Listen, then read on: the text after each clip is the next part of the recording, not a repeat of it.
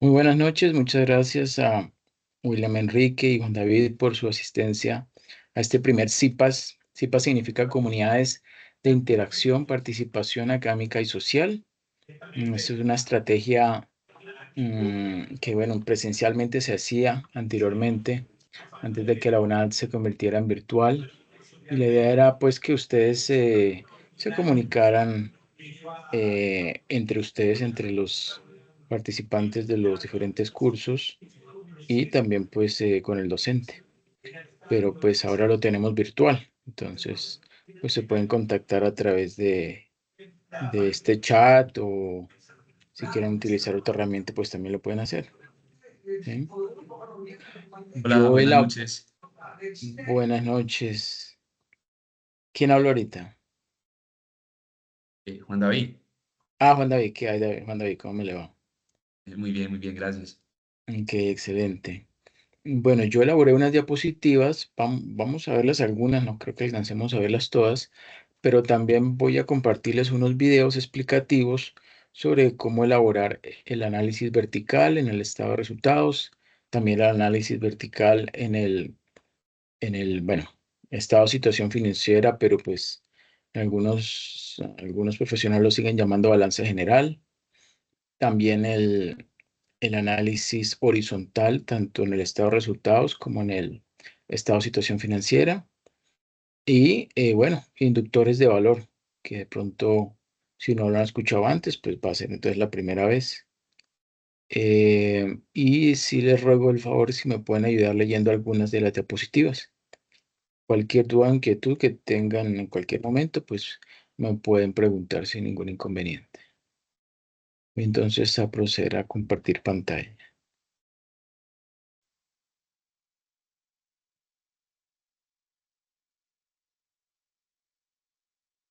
Bueno, tengo dos diapositivas en Excel, en PowerPoint. Una que es esta, que es de interpretación, análisis y diagnóstico de los estados financieros. Y el otro es esta, que son estado de fuentes y usos, inductores de valor, el GIF, equilibrio financiero y pronóstico de estados financieros. Entonces, si les parece, empecemos con el análisis financiero. ¿Sí? Interpretación, análisis y diagnóstico de los estados financieros. Opa, que la fecha la tengo modificada, qué pena.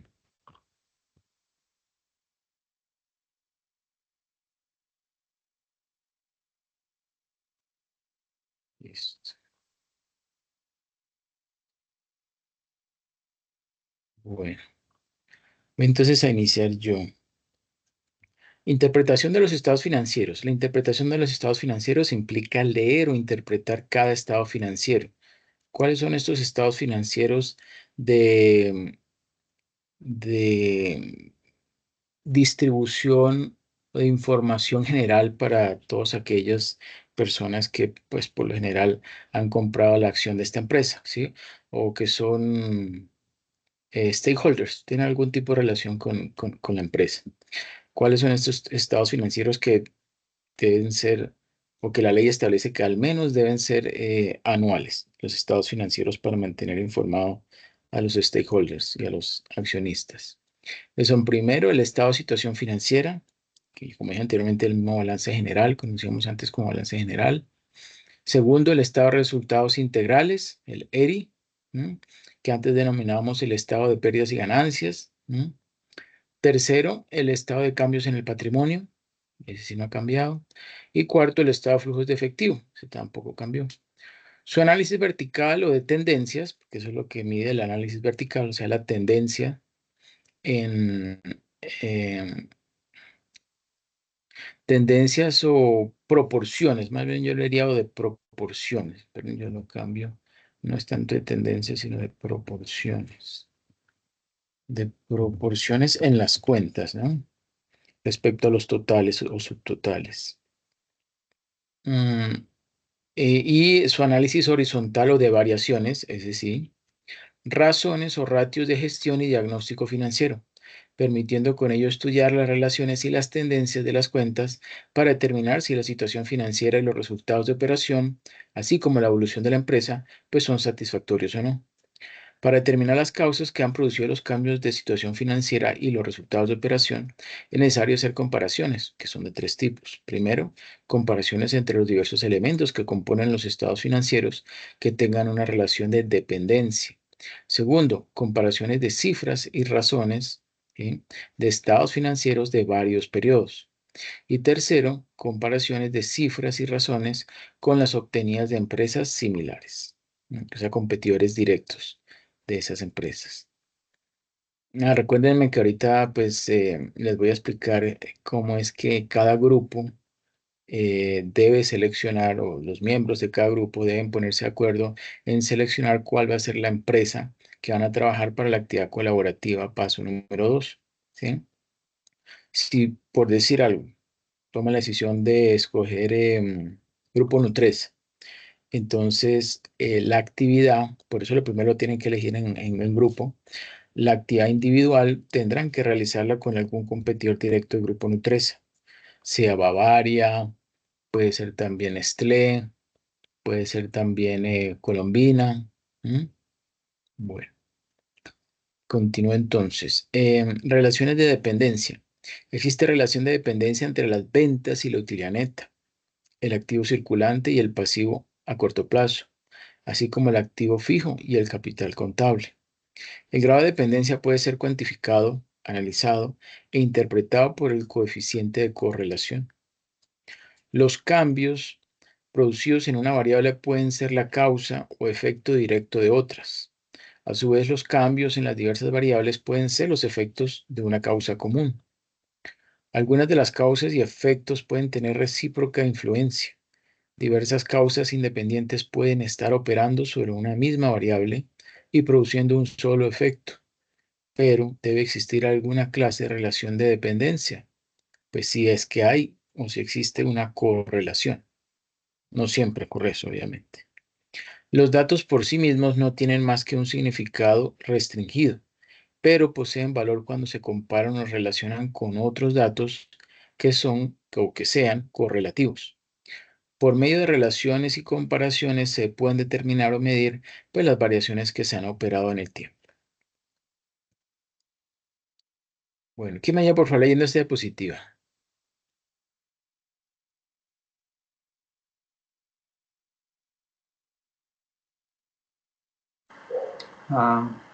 ¿Se escucha? Sí, puede seguir adelante. Bueno.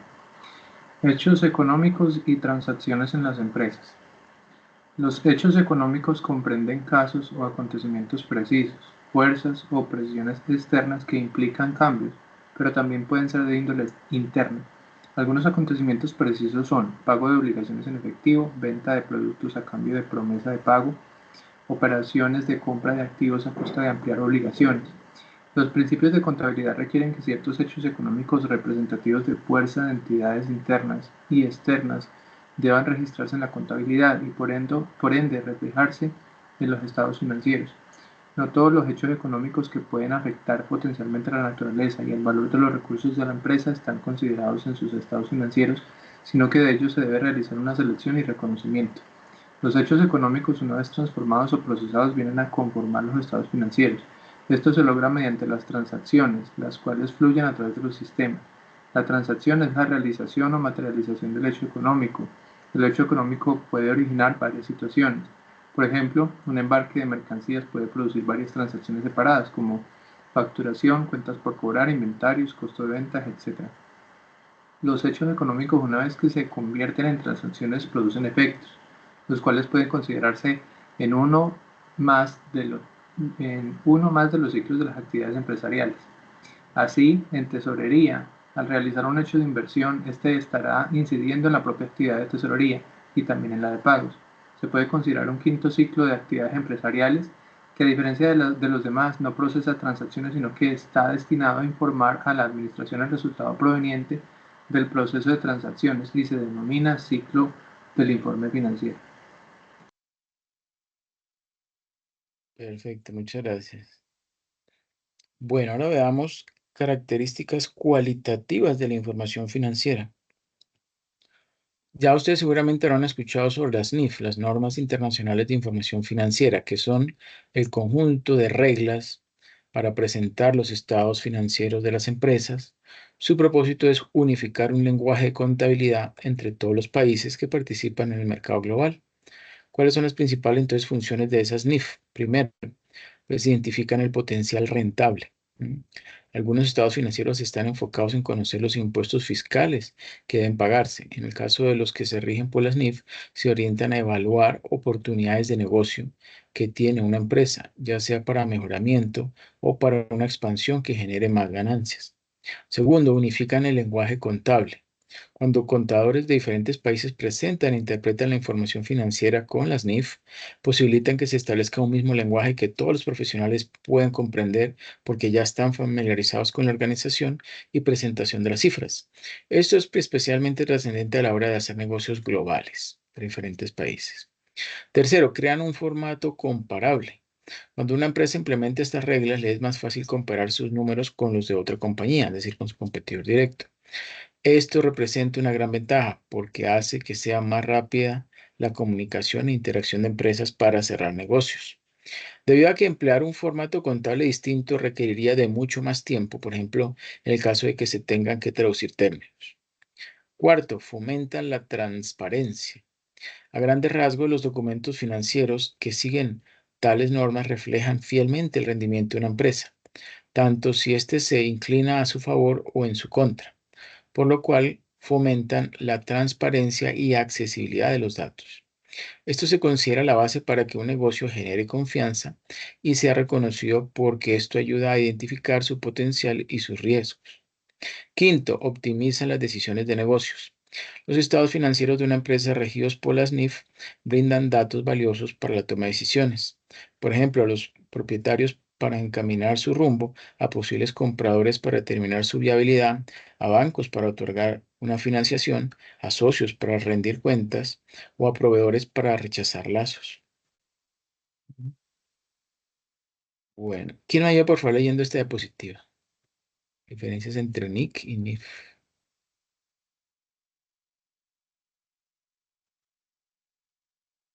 Profe, yo la leo. ¿Me escuchan? Sí, sí. Sí, señor. Listo. Diferencias entre las NIC y las NIF. Las normas internacionales de contabilidad y las normas internacionales de información financiera NIF tienen un mismo origen, pero son distintas. En 1973, el International Accounting Standards Committee, IACS, un organismo privado conformado por varios países, en su mayoría europeos, creó las NIC con el propósito de estandarizar las medidas contables de los estados financieros. Luego, en el 2001, ya con más países incluidos, el IACS se transforma y cambia de nombre a International Accounting Standards Board. En ese mismo año diseña con más rigor las NIF en las que retoma aspecto de las NIC y agrega más reglas para desarrollar un marco contable de alta calidad. Ese tiene como objetivo ser claro y funcional para que las empresas logren participar en mercados internacionales y que las entidades interesadas en ellas tomen decisiones acertadas. En resumen, las NIC son las pioneras para la unificación de los estados financieros a nivel global, mientras que las NIF son una versión mejorada y aumentada. Enseguida te daremos más información sobre ellas. Aunque las NIF no son de uso obligatorio porque surgieron de una organización privada, muchos países las han adoptado por la factibilidad que ofrecen para desenvolverse en el marco global. En algunos lugares está establecido de forma oficial por entidades gubernamentales, sobre todo para instituciones o empresas de interés público. Se estima que ya ha llegado a más de 100 países, donde más destaca su implementación es en la Unión Europea, México, Perú, Chile, Panamá, Ecuador, Colombia, Nicaragua, El Salvador, entre otros. Para un mayor entendimiento se optó por usar el inglés, considerado el idioma de los negocios, como base de estas normas. Perfecto, muchas gracias. Entonces vemos allí que es algo mejorado, ¿no? Las NIF son la versión mejorada de las NIC, ¿sí? Porque ustedes seguramente encontrarán en internet hablar de las NIC, las NIF y, bueno, y las que utilizan en Estados Unidos, ¿no? Que son las US GAAP, que se parecen bastante a las que nosotros teníamos antes, pero tienen ahí unas pequeñas diferencias. Bueno, ahí rápidamente voy a leer algunas de las NIF. La NIF número 1, adopción por primera vez de las normas internacionales de información financiera. Este es el apartado de introducción a las NIF, donde se explica en detalle cuáles son sus propósitos, alcance, reconocimiento, medición, presentación, información a revelar y fecha de vigencia. NIF 2, pago basado en acciones. Está enfocado en la información financiera de cada transacción, con pagos basados en acciones que realice una empresa y la necesidad de que se vea reflejado en los resultados del periodo. NIF 5, activos no corrientes mantenidos para la venta y operaciones discontinuadas. Especifica el proceso que se le da a los activos que cumplan con el criterio de ser mantenidos para la venta, ¿sí? O sea, si la empresa por más de, me parece que son 3 o 6 meses, no me acuerdo ahorita exactamente, compra bienes para luego revenderlos y obviamente conseguir una ganancia, pues entra allí, ¿no? Entra la NIF 5. Activos no corrientes mantenidos para la venta y operaciones discontinuadas. Porque si de repente lo vende, ¿sí? Y no lo vuelve a hacer ese tipo de transacción, pues ahí sí fue algo ocasional, entonces no sería mantenido para la venta. Bueno, así como NIF número 6, exploración y evaluación de recursos minerales. Fija la información financiera de los recursos minerales para explorar y evaluar como su importe, su calendario y su certidumbre de los flujos de efectivo existentes y futuros. Instrumentos financieros, NIF número 9. Define los principios para presentar los datos financieros acerca de activos y pasivos de tal manera que sean útiles y relevantes para partes o entidades interesadas como socios, compradores, empleados, proveedores, bancos, etc. Bueno, estados financieros consolidados, ustedes seguramente ya los habrán visto. Solicita a las empresas que fungen como controladores y que dirigen una o más empresas subsidiarias que desarrollen un estado financiero consolidado. ¿Mm? Ustedes, ahora que busquen la empresa que decidan analizar, pues van a encontrar que hay estados financieros separados y estados financieros consolidados. ¿Mm? Bueno. Medición NIF 13, medición del valor razonable. Aquí se define y se establece el marco de medición del valor razonable de una empresa o entidad basándose en el mercado, ¿sí? En el precio de mercado, así como la información que debe ser compartida al respecto. Bueno, teorías de estructura de capital. Mm, no sé, empieza, pues que no le puse mayúscula.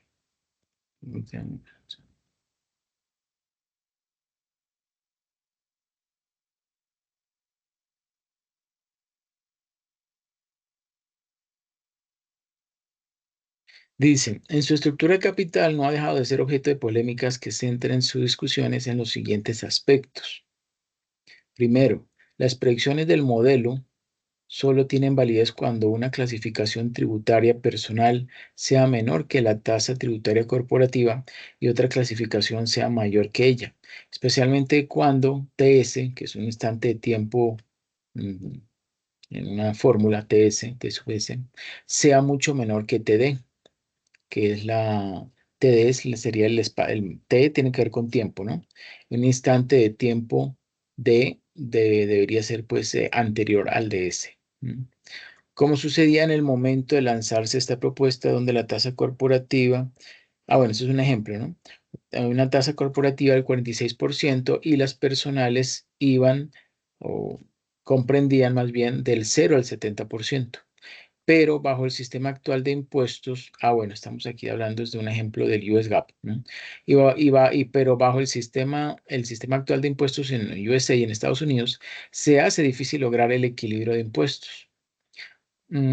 Estos son los inconvenientes, ¿no? Segundo, ha quedado en entredicho la posibilidad de hacer a TS igual a cero, ¿sí? TS, entonces, es el instante de tiempo, ¿sí? Eh, por lo general es después de haberse iniciado, ¿sí? Es un instante de tiempo después de haberse iniciado, ¿sí?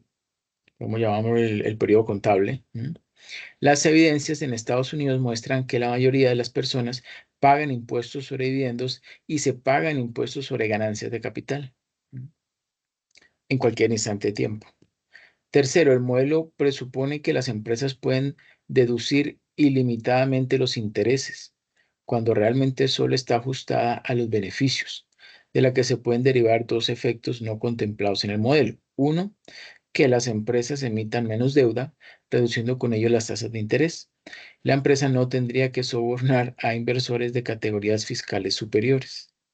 Y segundo, la primera unidad de esta deuda incrementa más el valor de la empresa que la última unidad, debido a que el interés de las últimas pues no puede ser deducible, y deducible de impuestos, del pago de impuestos.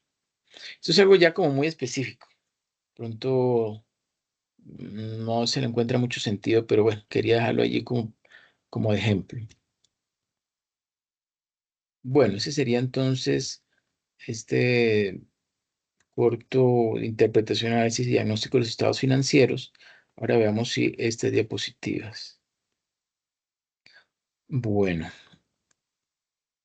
estado de fuente y aplicación de fondos. El estado de fuente y aplicación de fondos, o EFAF, o estado de fuentes y uso de recursos, el nombre que tenía antes, es un estado financiero que muestra de dónde provinieron y en qué se utilizaron los recursos económicos que la empresa tuvo disponibles durante un periodo determinado, es decir, muestra cuáles fueron las fuentes de recursos a las que la administración recurrió durante un periodo determinado y la forma como fueron utilizados para cumplir las decisiones de distribución de utilidades, de inversión, de financiación, afectando la rentabilidad, endeudamiento y liquidez, asegurando que hayan sido razonables en una perspectiva de generación de valor y en el largo plazo.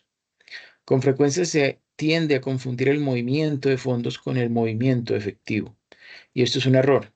El término fondos debe entenderse como los recursos económicos que están disponibles para que la empresa pues, lleve a cabo sus operaciones, donde el efectivo es, de hecho, pues, uno de esos recursos. Por lo tanto, un movimiento de fondos puede o no implicar un movimiento efectivo. Por ejemplo, pagar una deuda entregando un terreno o pagar dividendos en acciones, pues son operaciones en las que no hay movimiento efectivo, aunque sí implican un movimiento de recursos que pues, necesariamente afectan la situación financiera de la empresa. El objeto de este estado de fuentes y aplicación de fondos es ayudar a evaluar la calidad de las decisiones gerenciales. Muchos empresarios y gerentes se olvidan de la importancia que tiene saber cómo transitan los recursos económicos de la empresa, es decir, cómo terminan siendo aplicados a las diferentes actividades que en ella se desarrollan. Estas fuentes de fondos para financiar sus operaciones son aportes de capital, préstamos, desinversiones, generación interna de fondos GIF, que es la que vamos a ver ahora más adelante. El hecho de que el balance general o el estado de situación financiera solo muestre los valores de las diferentes cuentas de activo, pasivo y patrimonio en el último día del periodo contable, pues le da un carácter estático, ¿sí?, que impide analizar un aspecto fundamental de las finanzas de la empresa, el impacto que las decisiones de inversión, financiación y dividendos tuvieron sobre el flujo de caja y en general sobre la estabilidad financiera de la empresa. Aunque el estado de fuentes y aplicación de fondos y el estado de flujo de efectivo, F, apuntan a llenar este vacío, la dificultad de entendimiento que para muchos gerentes implica su poca amigabilidad, obliga a la adaptación de estos dos estados financieros a los conceptos de inductores de valor que vamos a detallar a continuación. Bueno, vamos a hablar entonces del tema de medición del valor. ¿Qué me ayuda leyendo esta, por favor?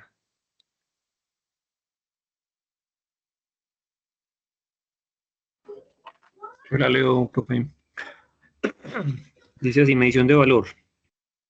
Según Kohler, Goldhart y Wessels, el valor es una medida del desempeño de una organización que tiene en cuenta los intereses en el largo plazo de todos los grupos de interés de la misma y no solamente los de los accionistas. En otras palabras, es beneficioso porque todos los grupos de interés lo perciben.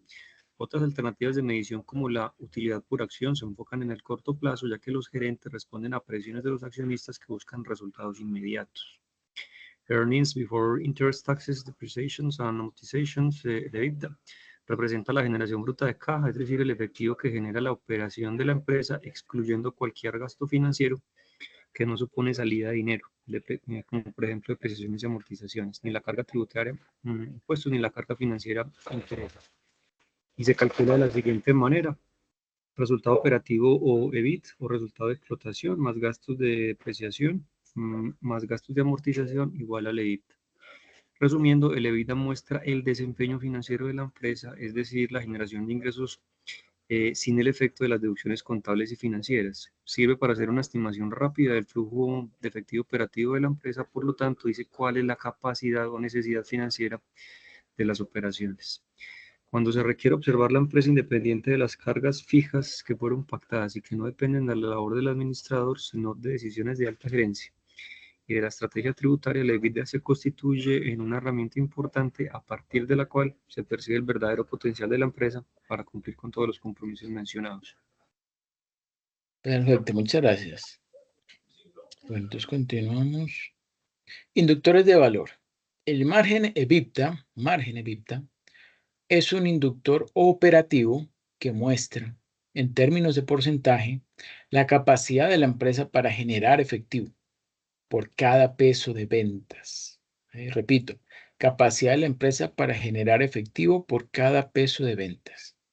Lo ideal es lograr un alto margen, ya que esto demuestra cómo los ingresos superan los desembolsos en efectivo. Uno de los esfuerzos fundamentales de la administración es lograr el crecimiento de dicho margen. Esto indudablemente se reflejará en una mejora operacional del negocio y se incrementarán las posibilidades de permanencia, crecimiento y generación de valor. Vemos allí que su fórmula de cálculo es EBITDA sobre ventas. Ejemplo de margen EBITDA. Suponga ahora que los cargos de depreciaciones y amortizaciones de la empresa registrados en su cuenta o en su estado de resultados fueron de 16 millones en cada año. Ahí la tablita. Con esta nueva información puede calcularse el EBITDA y observarse en qué proporción incrementó en 2019. Vemos entonces en esta tabla que hay unos valores de 2018-2019 de una empresa, suponer que es una empresa comercializadora, tuvo unas ventas en miles de dólares de 100.000 en 2018 y de 125.000 en 2019, es decir, una variación, un incremento de un año al otro del 25%. El resultado operativo también aumentó, pasó de 30.000 en el 2018 a 39.000 en el 2019, es decir, que tuvo un incremento mayor, que fue el 30%. El margen operativo, que sabemos que es la relación entre el estado resultado, el resultado operativo y las ventas, ¿sí? Me da o corresponde a 30% en el 2018, puesto que al dividir 30.000 en 100.000, pues nos da 30%, y del 31,2% en el 2019, que pues sale de dividir 39.000 entre 125.000. Ahora bien, los gastos de depreciación y amortización fueron de 16.000 en cada año. Si yo quiero calcular el EBITDA, pues simplemente lo que hago es, como dije anteriormente, la utilidad operativa, el resultado operativo, le sumo los gastos de depreciación y amortización. En este caso, para el 2018, sería 30.000 más 16.000, que me daría un EBITDA de 46.000 en 2018 y 55.000 en 2019. Miren que si, como ya tengo estos valores de EBITDA entre 2018 y 2019, pues puedo colocar la variación que hubo entre el 2018 y 2019 y me da que es del 19,6%. El EBITDA es el resultado que realmente se gestiona. Creció en menor proporción que las ventas, ¿sí? Lo que implica que el margen EBITDA debió disminuir, lo cual pues efectivamente sucedió, porque pasó del 46%, que como dije anteriormente, este margen de EBITDA se calcula EBITDA sobre ventas, 46.000 entre 100.000, pues me da 46%, ¿cierto? Para el 2019 esto disminuyó, porque si dividimos 55.000 entre 125.000, pues nos da como resultado 44%, ¿sí? Eso significa que en relación con el año anterior, pues la empresa está recibiendo 2 centavos menos por cada peso vendido. ¿Ok? Bueno, en una investigación realizada durante el año 2021 por sectorial, la empresa sectorial, con información financiera de 11.601 empresas distribuidas en 35 sectores económicos, se identificó que el sector con mayor margen EBITDA fue el petrolero, con un 46%, ese margen, ¿no? o sea, EBITDA sobre ventas. Mientras que el sector cafetero fue el menor margen de EBITDA, con un 2,4%. Ahí vemos en esta tabla que pues está como chiquito, esperen, yo la amplío.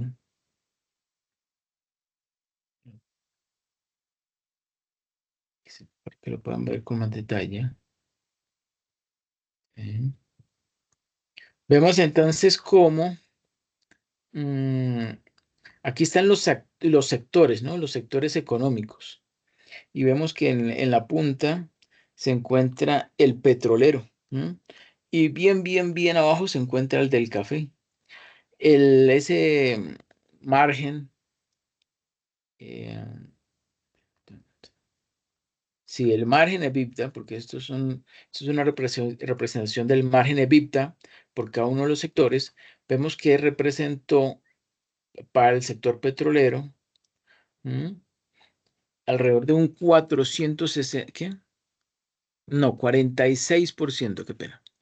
46,0%, ¿sí? Para el sector petrolero, pero para el sector café fue de apenas el 2,4%, como lo vemos acá. Y en intermedio, en la mitad, pues podemos decir que está el agroquímico con un 10,8%, ¿sí? Margen EBITDA. ¿Qué otro hay así como en la mitad? Cacao y chocolatería, el 10,7%, ¿sí? Y bueno, así otras cifras, pero ese es en términos generales, ¿no? Bueno, ahora vemos otro indicador o inductor de valor, que es la productividad del capital de trabajo neto operativo. La productividad del capital de trabajo neto operativo es un inductor operativo que permite determinar de qué manera la gerencia de la empresa está aprovechando los recursos comprometidos en capital de trabajo para generar valor agregado para los propietarios y es igual al capital de trabajo neto operativo, ¿sí? KTNO, dividido entre ventas. Ustedes me preguntarán, bueno, ¿y qué es el capital de trabajo neto operativo? El capital de trabajo neto operativo es es una representación de la cantidad de dinero que requiere la empresa para operar a corto plazo, ¿sí? Es este requerimiento de efectivo, de recursos, que mm, por lo regular se financia o digamos tiene dos fuentes de financiamiento para, digamos, la gestión diaria y cotidiana y normal y estándar, ¿cierto? Se financia con los activos corrientes, ¿sí? Sean entonces, por ejemplo, de las ventas que se hicieron a crédito, entonces las cuentas por cobrar que efectivamente los clientes pagan, entonces van a representar entradas de dinero, pero obviamente esos recursos que van entrando también van saliendo debido a que hay que pagar servicios, hay que pagar la nómina, hay que pagar los alquileres, los intereses de las deudas, etcétera, etcétera. ¿Mm? Entonces sería la sumatoria de dos cuentas, la de inventarios, la de cuentas por cobrar, y a esas dos le restamos el crédito que le ofrecen los proveedores a la empresa, ¿sí? Puesto que nosotros o la empresa otorga crédito a sus clientes, sobre todo a los clientes que son pues importante mantener una buena relación con ellos y que obviamente se les da crédito, se les ofrece crédito, pues es muy importante o tiene varios beneficios como es motivar al darles crédito a los clientes, pues los motiva a comprar más, ¿cierto? Porque obviamente no tienen que hacer el desembolso en forma inmediata. Pero así como nosotros podemos darle crédito a nuestros clientes, pues los proveedores también nos pueden dar crédito a nosotros. Y pues eso es maravilloso en dado caso de que ese periodo, ¿sí? De financiamiento gratuito que nos dan los proveedores a nosotros sea mayor al periodo que nosotros otorgamos eh, de crédito, ¿sí? O de demora en el pago a, eh, a nosotros como clientes de esos proveedores, ¿sí? Bueno, entonces continuando, eh, se interpretaría este capital de trabajo neto operativo sobre ventas, se interpretaría como la cantidad de céntimos que se requieren en capital de trabajo por cada peso que la empresa vende. La eficiencia en la administración del capital de trabajo resulta de mantener una cifra lo más pequeña posible. Todo lo que tenga que ver con productividad, entre más pequeño significa que es más productivo o más eficiente, ¿cierto? Tomando la información sobre la estructura de capital de trabajo de las empresas A y B, ¿sí? Del siguiente cuadro que observamos allí con verde, azul y naranja, se deducen los siguientes indicadores de productividad de capital de trabajo. Capital de trabajo neto operativo de la empresa A es igual a 295 entre 1000, que eso viene siendo 29,5%. Ahora bien, la productividad del capital de trabajo neto operativo para la empresa B es de 14%, que proviene de dividir 140, ¿cierto? Entre 1000. Como vemos allí, estos datos los hemos tomado de esta tabla. ¿Por qué? Porque las ventas fueron de 1000 en 2018, pero aumentaron en el 2019 un 20%, ¿sí? Pasaron de 1000 a 1200. Los clientes y cuentas por cobrar también tuvieron una pequeña ligera variación o aumento de 250 a 300. Las cuentas por cobrar, perdón, el inventario pasó de 75 a 90 para la empresa A. El capital de trabajo operativo para el 2018 fue de 325 y para el 2019 fue de 390. El monto en proveedores y cuentas por pagar, pues ahí los tenemos, 30 para el 2018 y 36 para el 2019. Y tenemos también entonces el cálculo de el capital de trabajo neto operativo, que es de 295 para el año 2018 de la empresa A y para el 2019 fue 354, ¿sí? Para obviamente también la empresa A. Mientras que para la empresa B estos valores fueron mucho más pequeños. Entonces, el capital del trabajo neto operativo fue de tan solo 140. Y el capital del trabajo neto operativo para el año 2019 en la empresa B fue de 168, mientras que en la empresa A había sido de 354. ¿Ok? Bueno, ahora continuamos. Tomando la información sobre la estructura de capital de trabajo de las empresas A y B del siguiente cuadro, que ya lo vimos, se deducen los siguientes indicadores de productividad. Bueno, ese ya lo había leído, qué pena. Pasemos aquí a la parte inferior derecha. Obsérvese que el crecimiento de los clientes, el inventario y los proveedores siempre es del 20%. Sí, mire, pasé de 1000 a 1200, es un 20% incremento. De 250 a 300, también 20%. Inventario de 75 al 90, también, ¿cierto? Bueno, respuesta a esta pregunta. ¿Cómo deberían ser financiados estos requerimientos de capital de trabajo neto operativo? Con el propio flujo de caja de la empresa. De no ser así, que pasa muchas veces en las MIPYME, habría que estar recurriendo periodo tras periodo en financiación adicional. El indicador de capital de trabajo neto operativo sirve para determinar requerimientos de capital de trabajo dado un determinado incremento en las ventas. Bueno, ¿quién me ayuda por favor leyendo esta diapositiva?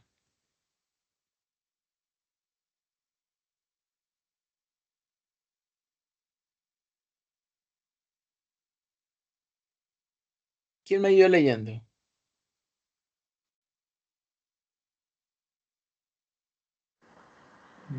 ¿Se escucha? Sí, gracias. Flujo de caja bruto como base para calcular FCL. El flujo de caja confronta los ingresos y egresos de efectivo en un periodo de tiempo. Su importancia radica en el hecho de mostrar la disponibilidad de efectivo con que se cuenta para atender los diferentes compromisos financieros. Algunos autores afirman que la utilidad es una opinión y el efectivo una realidad. Para calcular el flujo de caja bruto a la utilidad neta se le suman los intereses, depreciaciones y amortizaciones. En la obtención del flujo de caja libre se le resta al flujo de caja bruto la inversión en capital de trabajo neto operativo y la reposición de activos fijos. Las depreciaciones y amortizaciones se restan para establecer la utilidad antes de impuestos. pues son gastos que se relacionan en el estado de resultados disminuyendo la utilidad gravable y el pago de impuestos. Se suman en la obtención del flujo de caja bruto, ya que no implican desembolsos de efectivo, por lo tanto implican efectivo disponible que se utiliza en la actividad operacional. Igual tratamiento se da a las provisiones para protección de activos como inventarios o cuentas por cobrar. Con relación a los intereses o gastos financieros se restan para llegar a la utilidad gravable. Esto por la misma razón del ítem anterior, o sea, para lograr un beneficio tributario o escudo fiscal. Al restarlos de la utilidad operativa, la base gravable es menor y por tanto menor al pago de impuestos. Ahora bien, en la determinación del flujo de caja bruto se suman, pues, cuando se calcula el flujo de caja libre, se quiere mostrar la disponibilidad para el pago del servicio a la deuda y el reparto de utilidades. En la determinación del flujo de caja libre se restan los requerimientos de capital de trabajo neto operativo, que son una inversión necesaria para operar adecuadamente. También se resta la reposición de activos fijos, es decir, la inversión necesaria para continuar las operaciones sin aumentar la capacidad instalada. Como resultado se obtiene el flujo de caja libre, que permite atender el servicio a la deuda, o sea, los intereses y abono al capital, establecer una política adecuada de reparto de utilidades y realizar inversiones estratégicas. Perfecto, muchas gracias. Bueno, quería comentar lo siguiente. Ustedes ya verificaron en el correo interno del curso y también en el equipo de Microsoft Teams, el de gerencia financiera, que yo les envío unos documentos de apoyo para, sí, para profundizar en el caso de alguno de ustedes o para facilitar el proceso de aprendizaje de cómo elaborar o cómo realizar un diagnóstico financiero, ¿sí? De una empresa. Entonces me confirman si ustedes ya vieron ese mensaje. Pues yo el mensaje ya lo vi y todo, pero pues no he tenido tiempo de descargarlo para revisar, ¿no? Ok, ok, pero ya identificaron el correo. Tienen ahí el... Sí, señor. Sí, el- correcto. Ok, listo. Entonces les recomiendo que por favor lo lean, que es bastante buena esa explicación que se hace sobre el diagnóstico financiero, que hay en esos 3 archivos. Bueno. Bueno, aquí tenemos un flujo de caja libre, ¿sí? Y también el cálculo del flujo de caja a los propietarios. Esto fue para el año 2022, ¿m? Suponiendo una tasa impositiva del 32%, ¿sí? Y una utilidad operativa o un resultado operativo de 40.197.000. Al final, ¿sí? Bueno, el flujo de caja libre, pues terminaron 13.157.840, pero al restarle el servicio a la deuda, pues quedó únicamente para los propietarios, ¿sí? Como le llamamos flujo de caja a los propietarios, 1.388.840. ¿Ok? Bueno, palanca de crecimiento, ese es otro indicador, pero bueno, antes de pasar a él, vamos a ver un video. Vamos a ver este video. Es bastante interesante sobre cómo leer un balance general para realizar un análisis fundamental. El contenido de este video les será de mucha utilidad. Hoy te voy a enseñar todo lo que debes saber sobre la hoja de balance o balance general para que puedas hacer un análisis fundamental, evaluar acciones y obtener muy buenos rendimientos. Vamos a hacer un análisis concepto por concepto de la hoja de balance, así que si esto te interesa, quédate a ver este video. Hola nuevamente, mi nombre es Naim y este es el segundo video del análisis a los estados financieros más importantes de una empresa. En el video anterior analizamos el estado de resultados, que te lo voy a dejar por acá arriba en las tarjetas, por si no lo has visto vayas a verlo. Hoy toca hablar del balance general u hoja de balance. Te voy a explicar de una forma sencilla cómo leer el balance general de una empresa, lo cual constituye la parte fundamental para hacer un análisis fundamental. Como bien sabes, el análisis fundamental es indispensable antes de invertir en una empresa, ya que si lo omites puedes quedar en una posición vulnerable al momento de invertir. Al leer este documento puedes tener una idea de cómo está la empresa. Si los resultados en el balance son buenos, quiere decir que la empresa le está yendo bien y eso disminuye el riesgo en caso de una crisis económica. Vamos a comenzar definiendo los 3 componentes principales de un balance general. Primero están los activos. Esto se refiere a todo lo que la empresa posee, a todo lo que es propiedad de la empresa, como pueden ser el efectivo, inversiones a corto y largo plazo, inmuebles, activos intangibles. Luego están los pasivos, que son todas las deudas que tiene la empresa, es decir, son las obligaciones que tienen que pagar. El tercer componente es el capital contable y este valor se obtiene o es el resultado de restar los pasivos de los activos, es decir, restar todo lo que tiene menos lo que debe y el resultado significa lo que realmente vale una empresa. Conocer estos elementos hará que te resulte mucho más fácil comprender qué es el balance general y este simplemente concentra la información de los activos y pasivos de corto y largo plazo.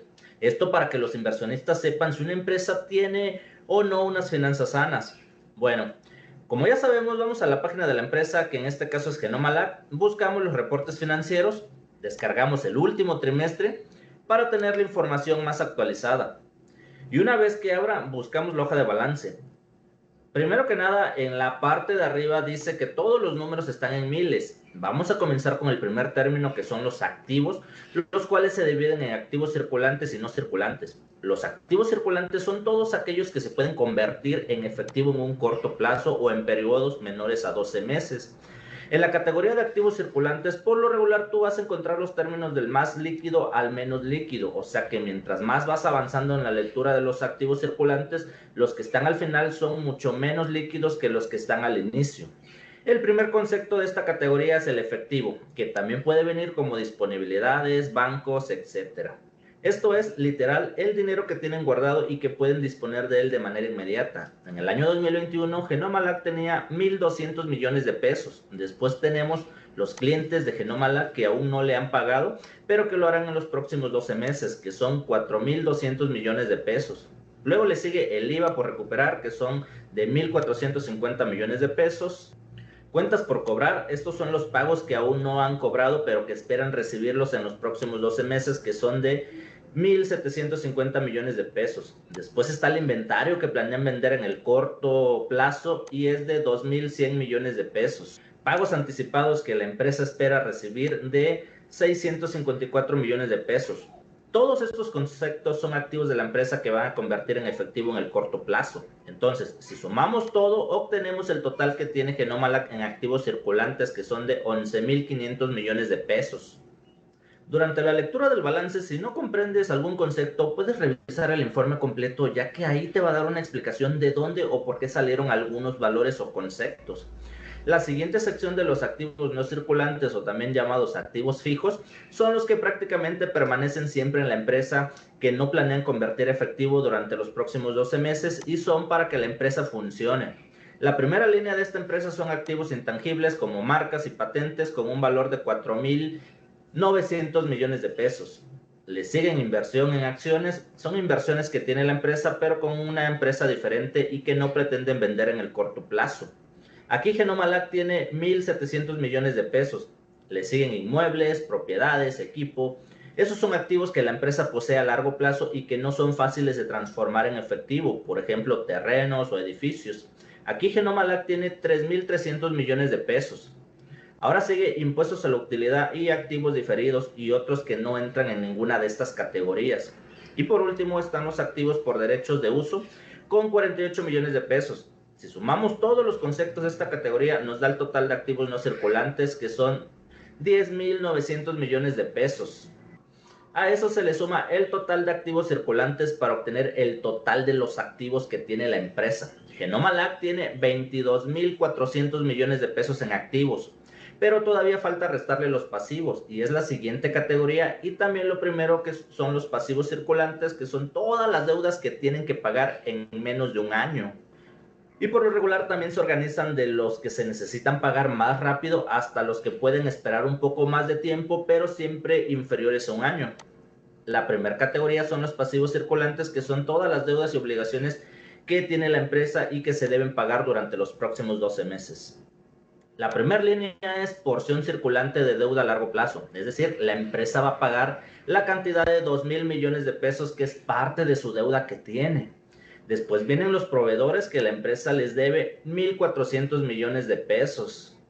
La siguiente es otros pasivos circulantes. Esto simplemente es todo lo demás que no entra en ninguna de las demás categorías y que deben pagar en los siguientes 12 meses. Genomalac debe 2,500 millones de pesos.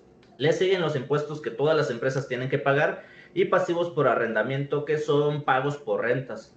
Entonces, si sumamos todo esto, sabemos que Genomalac tiene que pagar en los próximos 12 meses 6,500 millones de pesos.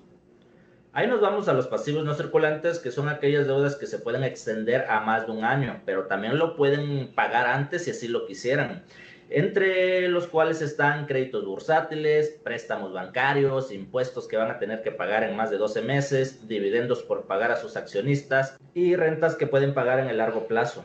En algunos balances viene detallado el total de los pasivos no circulantes y en otros no, como es en este caso. Pero si sumamos los pasivos no circulantes más el total de los pasivos circulantes, nos va a dar el total de los pasivos, que en este caso Genomalac debe 11,400 millones de pesos. Por último, lo que debes de ver es el capital contable, y esto es simplemente a los activos le vas a restar los pasivos y el resultado es lo que le queda a la empresa. Es decir, esto es lo que realmente vale una empresa una vez que pague todas sus deudas, y en el caso de Genomalac vale 11,000 millones de pesos. Entonces, si hacemos un resumen, Genomalac tiene 22,400 millones de activos y 11,400 millones en pasivos, y en capital contable tiene 11,000 millones de pesos. Ahora te voy a explicar algunas métricas que se calculan en base al balance y que te van a ayudar a la hora de realizar un análisis fundamental. Y la primera se llama capital de trabajo, que nos va a indicar los activos circulantes netos que tiene la empresa. Para calcularla simplemente debemos restar los activos circulantes menos los pasivos circulantes. Esto nos permite entender cómo le ha ido a la empresa. Aquí lo que tú quieres ver es una gran cantidad de dinero. Esto quiere decir que a la empresa le está yendo bien y que va a tener dinero para reinvertir en el futuro. Otra métrica importante es la relación entre activos circulantes y pasivos circulantes. Esta relación nos permite conocer la capacidad que tiene la empresa para cubrir sus obligaciones, en este caso sus pasivos circulantes. Y para calcularla simplemente debemos dividir los activos circulantes entre los pasivos circulantes. Aquí lo que quieres ver es un valor superior a 1, y mientras mayor sea, mejor, ya que esto demuestra mayor seguridad a la empresa y a los inversionistas, ya que la empresa cuenta con la capacidad suficiente para pagar todas sus deudas a corto plazo con sus activos circulantes, y aún así quedarse con dinero. Pero si el valor es menor a 1, la empresa no podría cubrir sus pasivos circulantes con sus activos de corto plazo. La tercera métrica que te quiero compartir es la relación entre los activos totales y pasivos totales, que nos ayuda a saber si la empresa cuenta con más activos que pasivos. Mientras más activos tenga una empresa y mientras más crezcan con respecto a sus pasivos, el valor de la empresa será mayor, y para calcularlo es la división de los activos totales entre los pasivos totales. Igual que en el ejemplo anterior, es muy recomendable buscar que este valor se encuentre entre 2, 3 o más, ya que nos indica que los activos son mayores que los pasivos. Si la métrica nos resulta 1 o menor, debemos tener cuidado, ya que la empresa no va a tener ningún valor. También existen otras métricas más para evaluar y determinar si una empresa es buena o no, que se pueden calcular en conjunto con el estado de resultados, la cual veremos cuando hagamos un análisis fundamental. Pero ahora ya tienes un buen conocimiento sobre estas métricas, que te será mucho más fácil analizar el balance general de una empresa para que puedas ver su situación financiera y entender si es buena compra o no. Después de ver esta información muy valiosa, les recuerdo que deben de poner en práctica lo aprendido. Es fundamental que ustedes analicen el balance general antes de proceder a comprar acciones de una empresa. También quiero mencionarles que aunque los estados financieros de cada empresa pueden tener pequeñas diferencias entre sí o en los conceptos de acuerdo al giro de cada empresa, pero a pesar de eso, en realidad todos nos dicen exactamente lo mismo, y en las empresas extranjeras es exactamente lo mismo también. La única diferencia es que los conceptos están en inglés y las cantidades en dólares, pero de ahí en fuera es exactamente lo mismo a la hora de revisar los informes financieros de empresas extranjeras. Bueno, aquí me despido, espero que esta información te sea de utilidad, y si fue así, compártela para que llegue a más personas, y si el video te gustó, me ayudas mucho dando un me gusta y suscribiéndote si aún no lo has hecho. Bueno, quiero preguntarles cómo les pareció el video.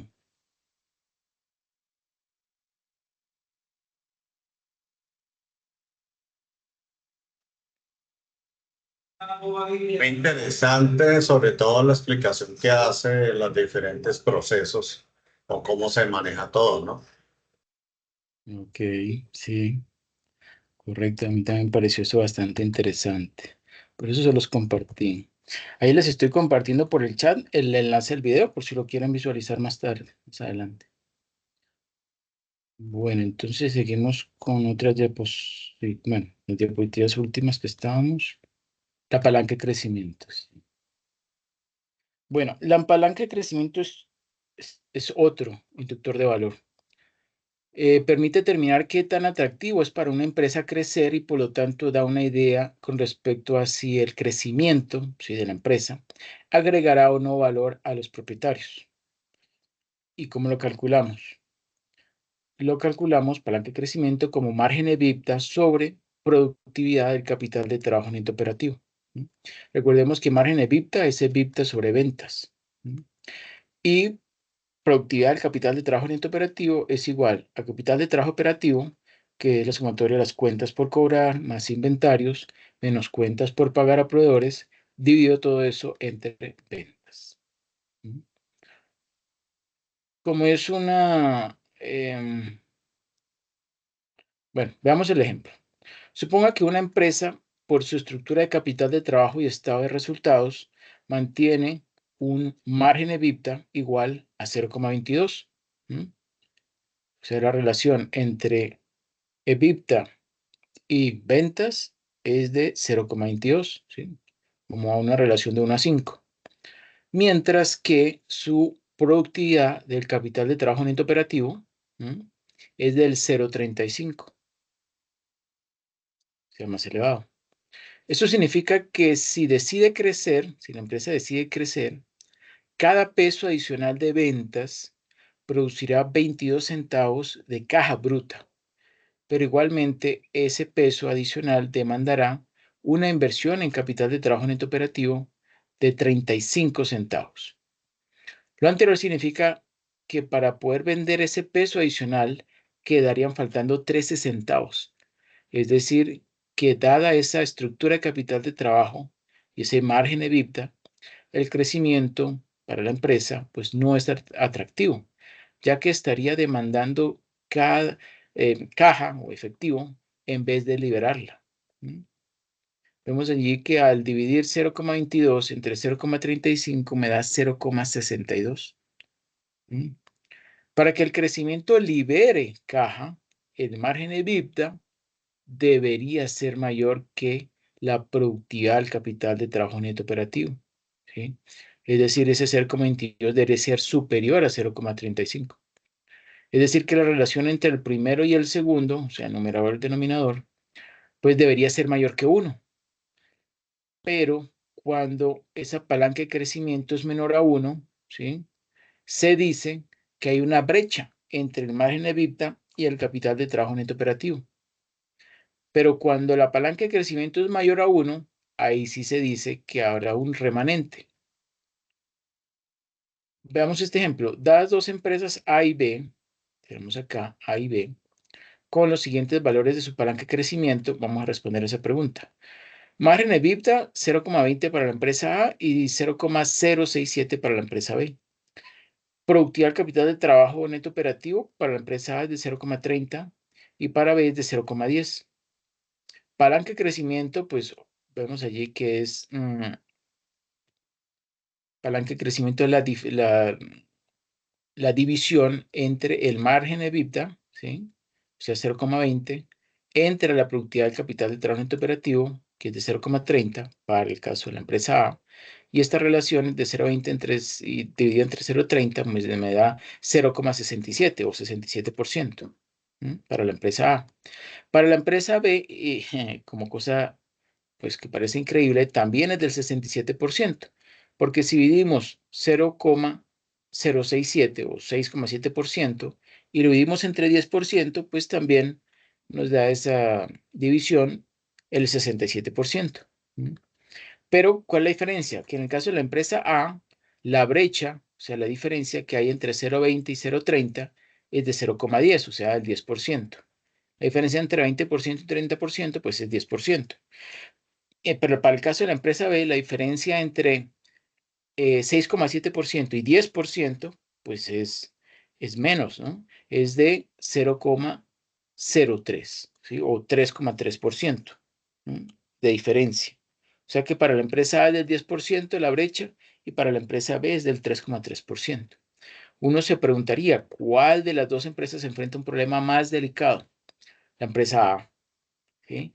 ¿Por qué? Porque la empresa A enfrenta un problema mayor, ya que al haber una mayor brecha, las acciones que debe emprender para lograr una palanca de crecimiento favorable no solamente son de mayor envergadura, sino que también pueden tomar más tiempo en producir resultados. ¿Sí? Bueno, ahora, ¿quién me ayuda por favor leyendo este indicador que se llama generación interna de fondos?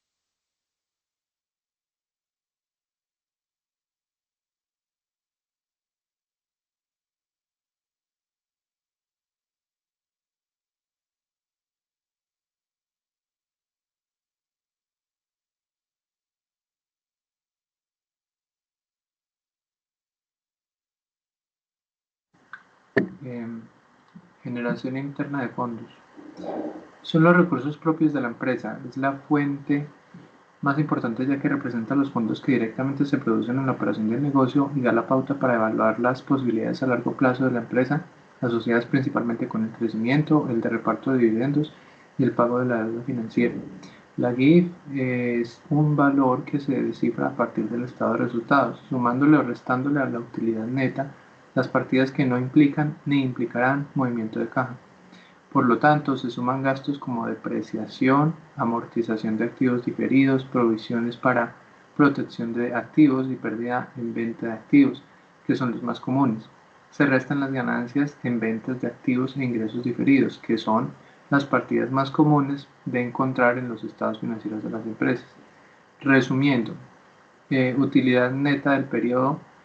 El GIF es igual a utilidad neta del periodo más depreciaciones del periodo más amortizaciones de activos diferidos del periodo más provisiones para protección de activos más pérdida en venta de activos menos ganancia en venta de activos menos ingresos diferidos. Este recurso es clave ya que ayuda a determinar el crecimiento a largo plazo de la empresa o es propicio para medir el rendimiento esperado por los asociados mediante la distribución de utilidades.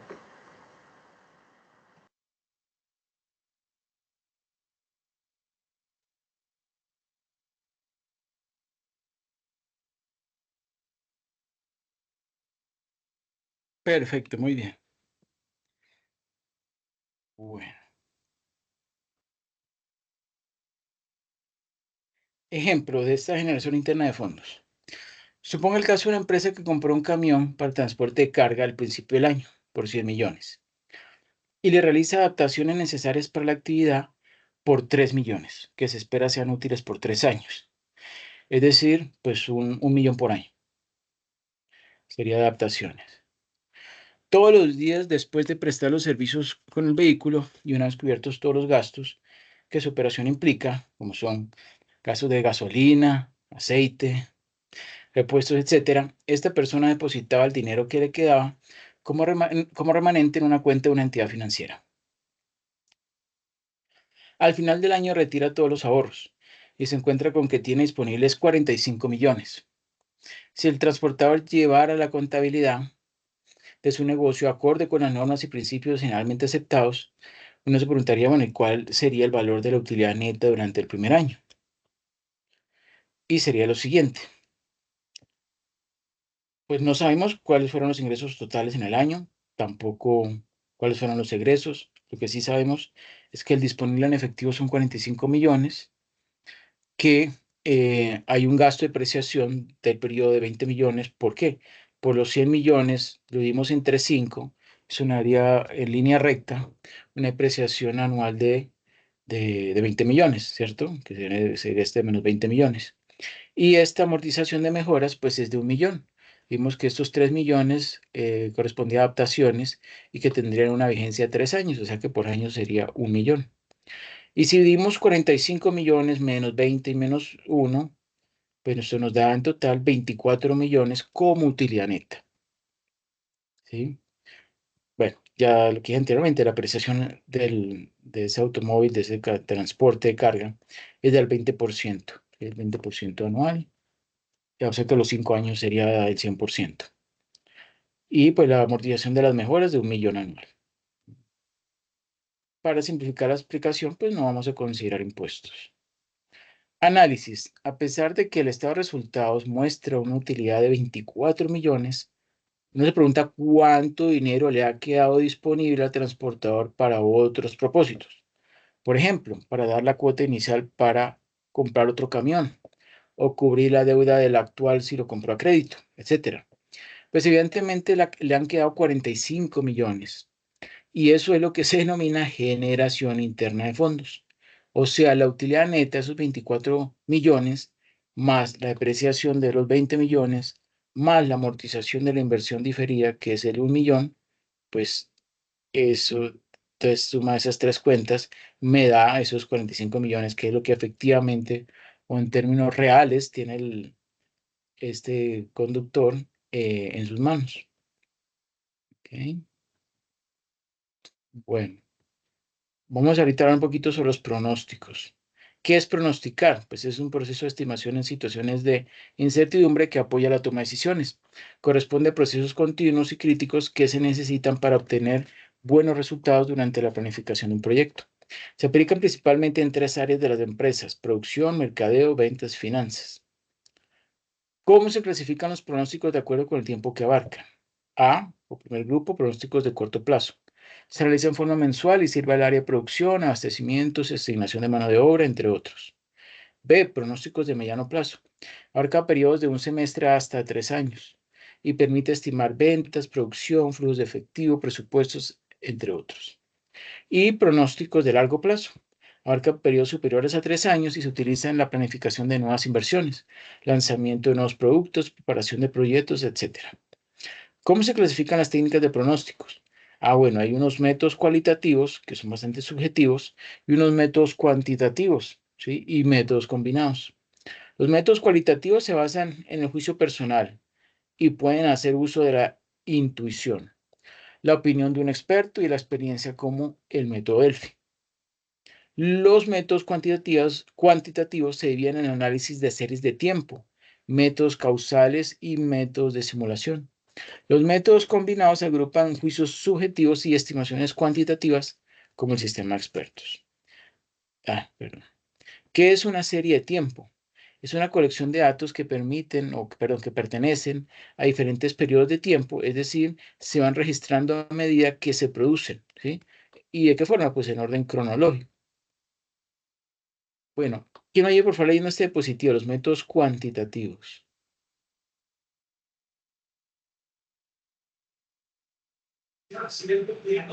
Bueno, métodos cuantitativos. Es un método que utiliza datos medibles para formular hechos y descubrir patrones de comportamientos.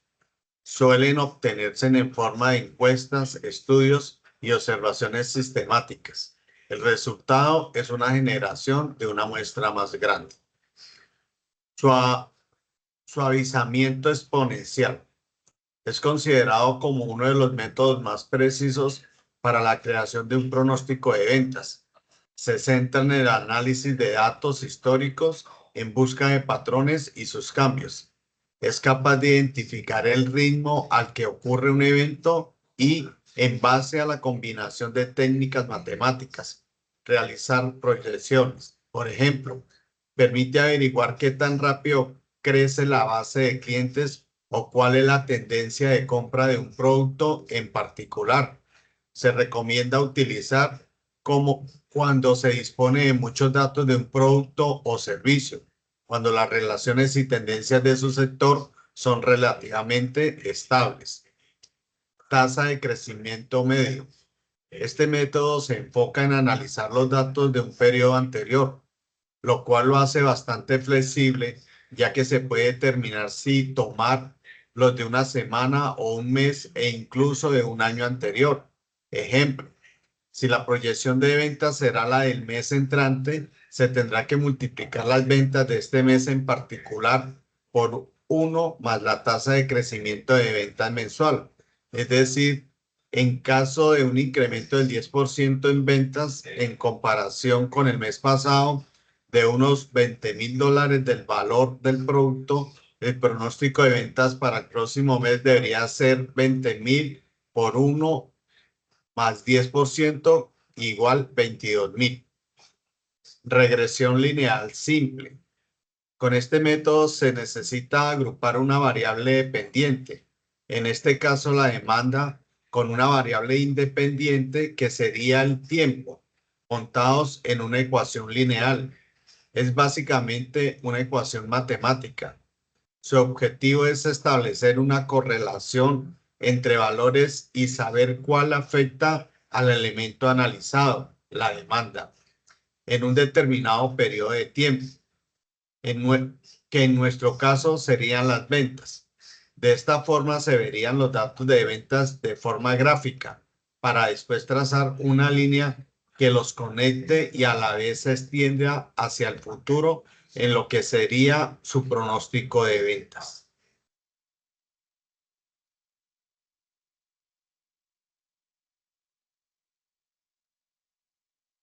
Perfecto, muchas gracias. Entonces vemos allí esos tres tipos de método cuantitativo, ¿no? Suavizamiento exponencial, tasa de crecimiento medio y regresión lineal simple.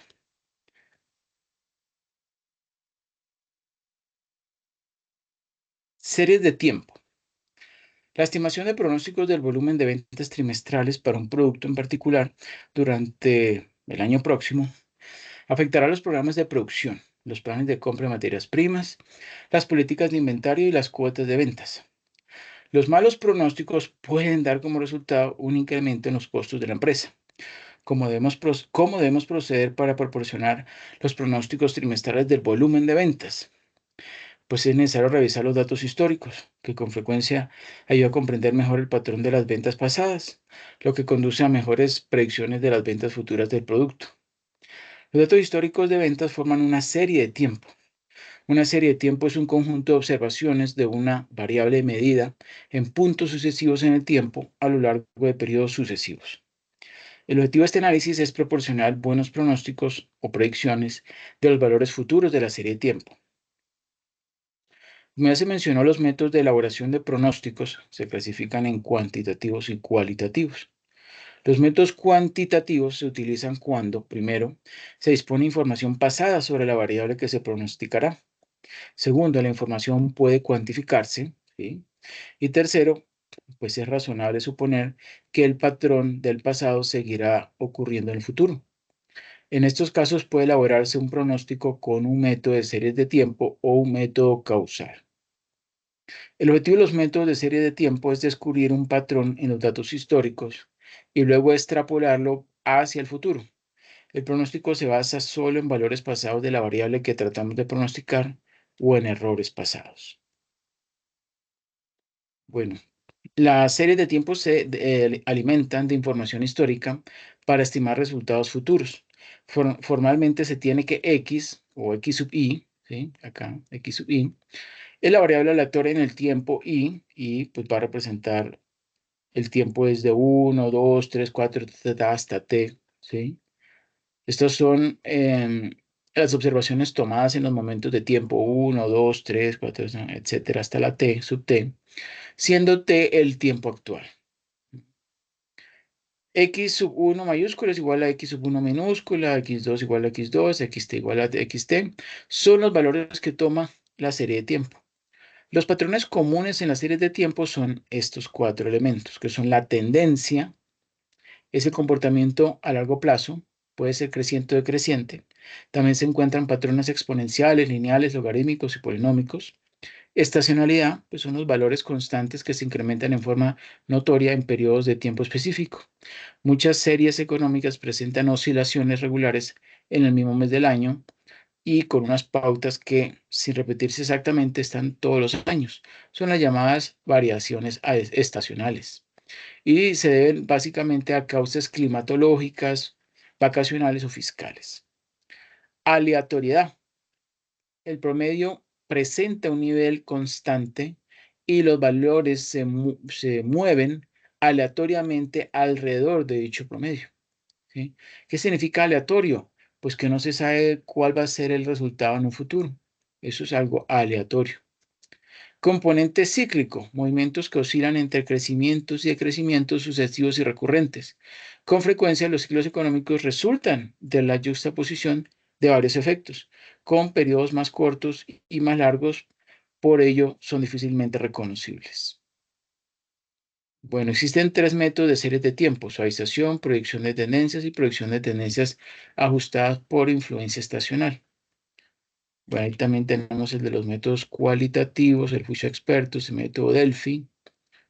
Y bueno, y ahí tenemos un ejemplito de pronóstico por promedio, pronóstico por medio móvil o por media móvil mediante análisis de datos. ¿Sí? Igual yo les comparto sus diapositivas. Pronóstico por suavizamiento exponencial. ¿Sí? Utilizando la herramienta de análisis de datos podemos seguir o detectar ese patrón, ¿sí? Y hacer un suavizamiento exponencial. ¿Mm? Bueno.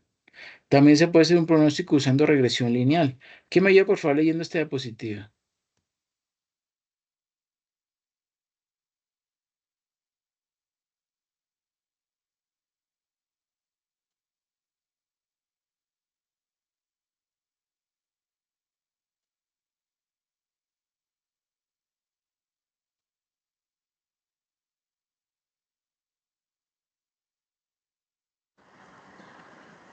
Pronóstico usando regresión lineal. El análisis de regresión es una técnica estadística usada para construir modelos que relacionan dos o más variables en concreto. El análisis de regresión lineal determina una relación lineal entre una variable dependiente y una variable independiente, que se expresa mediante la siguiente función, donde y representa la variable dependiente o explicada, que para el caso de las series de tiempo corresponde al valor pronosticado de la serie de tiempo. Ejemplo, las unidades producidas, precio de una acción, etc. Por otra parte, X representa la variable independiente o explicativa, que se refiere al conteo de la unidad de tiempo de la serie de tiempo respectiva. Por ejemplo, mes 1, mes 2, etc. Los parámetros beta O y beta 1 representan el intercepto con el eje Y la pendiente de la relación lineal entre las variables X y Y. Esto significa que el modelo de regresión lineal simple es un modelo con dos variables, X y Y, donde X es el regresor de y Y es la variable respuesta. Los valores estimados de los parámetros se representan por I por beta O, beta 0 y beta 1 que se obtienen de la ecuación allí presente. En estas ecuaciones X y Y representan los valores promedios de las variables X y Y. Estas ecuaciones se obtienen por medio de la estimación de parámetros denominado mínimos cuadrados ordinarios, el cual consiste en estimar los parámetros tales que la suma de los cuadrados de sus errores sea mínima.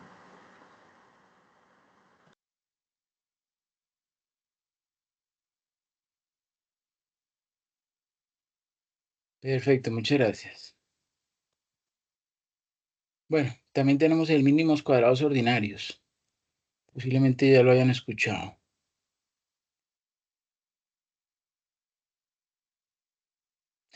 Aquí tenemos un ejemplo de proyección de estados financieros. Pero vamos ahorita a ver el video.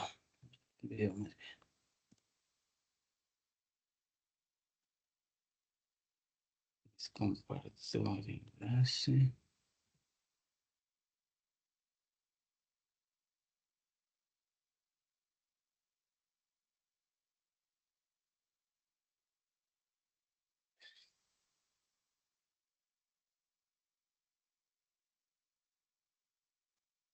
Y comparto también el enlace.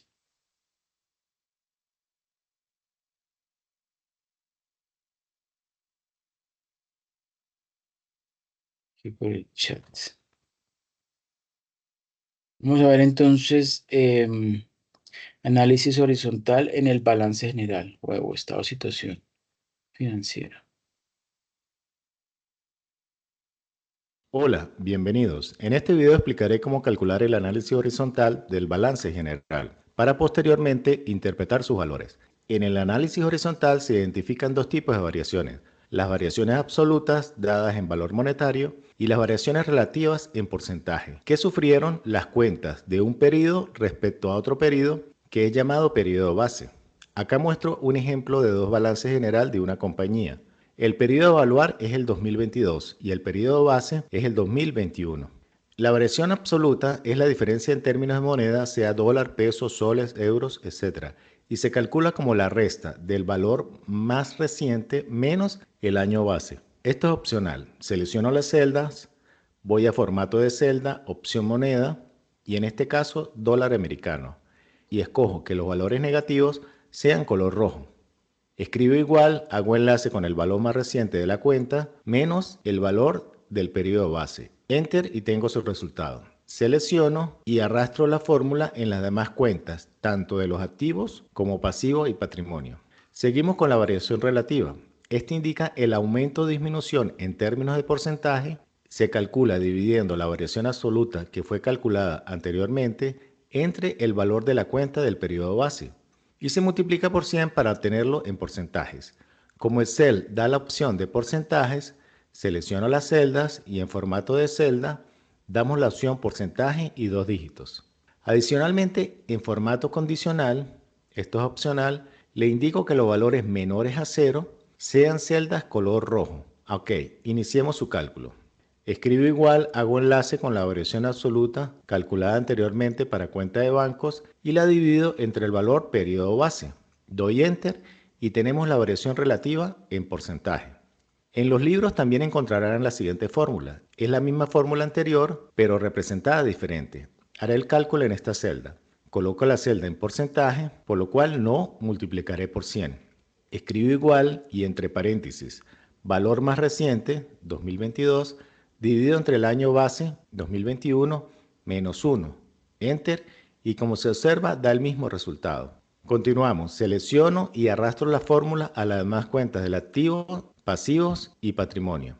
Tenemos la variación absoluta y las variaciones relativas. Como ven, el cálculo es sencillo. Ahora explicaré tips generales de interpretación. Una diferencia positiva significa que el valor aumentó respecto al periodo base. Por supuesto, signo negativo significa lo contrario, su valor disminuyó. Como ayuda visual utilizaré este símbolo para denotar si la cuenta aumentó o este símbolo si la cuenta disminuyó. Y se lee como: en el año 2022 respecto al año 2021 varió esta cantidad monetaria, representando esta variación en tanto por ciento. Un gerente general o director probablemente iniciaría revisando el crecimiento de la empresa. La empresa creció un 15% en activos. Se observa que este crecimiento fue financiado tanto por pasivos, es decir, por terceros, como por la participación del patrimonio, que son recursos propios. En los activos fijos se evidencia una variación de crecimiento del 43%. Veamos los detalles. Hubo expansión en planta, maquinaria y equipos. Generalmente estas cuentas incrementan para dar respuesta a mayor demanda de bienes y servicios. En el total de los activos corrientes se observa desinversión del 7%, es decir, 7% negativo. Veamos sus cuentas. En el año 2022 la liquidez de bancos se redujo $13.800 respecto al año 2021, representando una variación negativa del 49%. La liquidez en bancos podría disminuir por causas como disminución de ventas. Vamos al estado de resultados. Se observa lo contrario, hubo aumento en ventas del 32%. Regresamos. Otra causa posible es por una mala gestión de cobranzas. Las cuentas por cobrar aumentaron 87%, significando que se ha vendido pero no se ha cobrado eficientemente. Veamos el reporte de cuentas por cobrar. Se observa un porcentaje representativo en cobranzas vencidas. Entre las causas de una mala gestión de cobro está no enviar las facturas a tiempo, devolución de facturas por errores, esto retrasa el cobro, no hacer seguimiento tal como recordatorios, llamadas, visitas al cliente, entre otros. Ahora suponga que revisaron el reporte de días de crédito y no hay crédito vencido, es decir, que no hay mala gestión de cobranza. Para que apliquen en sus casos, otras causas que generalmente aumentan las cuentas por cobrar son cuando disminuyen las ventas de productos al contado y se tiene mayor porcentaje de ventas en productos a crédito. O cuando la empresa flexibiliza líneas de crédito, por ejemplo, cambiar condiciones de crédito de 60 días a 90, un ejemplo. Esto aumenta los días de cuentas por cobrar, ya que hay mayor espera para recibir liquidez. Por cierto, antes de analizar por qué disminuye o aumentan las cuentas, es importante revisar el plan estratégico de la empresa.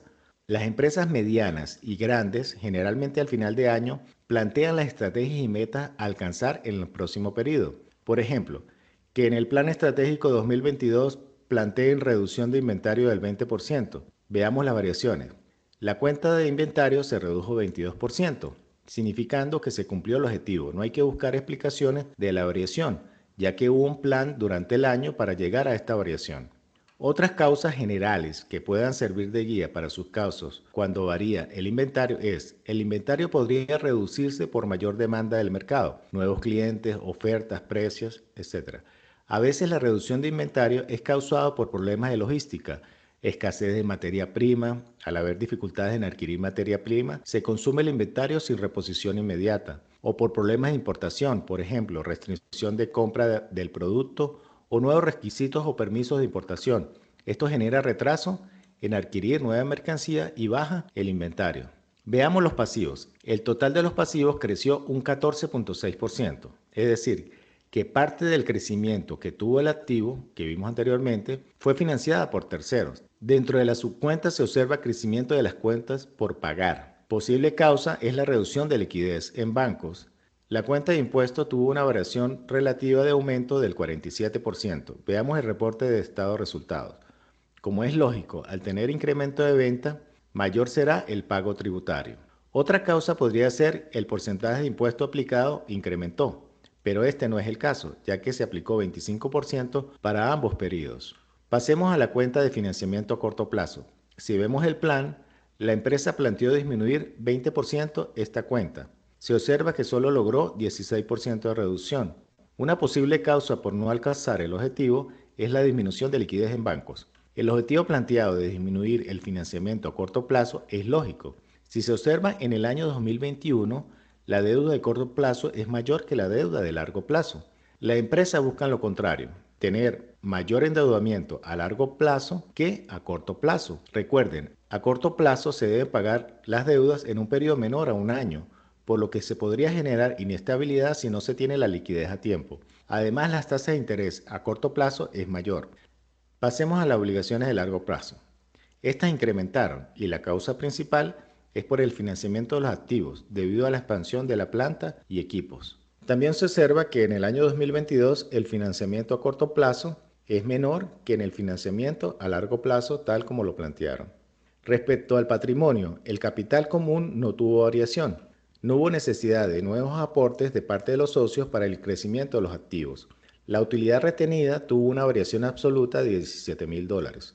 Esta diferencia corresponde al dinero retenido este año, ya que estos montos representan el total retenido desde el inicio de la compañía hasta este año en cuestión. El aumento de activos tuvo financiamiento tanto de terceros, tal como proveedores y bancos, como también por el aporte interno a través de utilidades retenidas. Espero que la explicación les sea de ayuda para sus casos. Les invito a continuar viendo las explicaciones teóricas y prácticas del área de finanzas que presento en mi canal. Bueno, ¿cómo les pareció? Descubre Wix Studio, la plataforma para agencias y grandes empresas, y hazte el diseño web. Hola, bienvenidos.